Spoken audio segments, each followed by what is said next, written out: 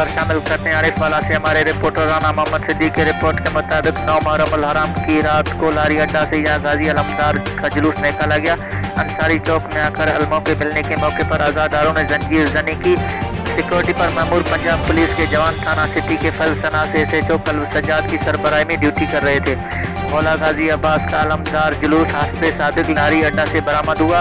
रास्ते में अकीदतमंद अपने अपने अलमों के साथ जुलूस में शामिल हो गए, जो अपने रवायती रास्तों से होता हुआ जब शफी शादी चौक पर पहुंचा तो मुजफ्फराबाद से आने वाले जुलूस के अलम की मिलनी करवाते हुए अज़ादारों ने अपने अकीदत के मुताबिक परसा पेश किया।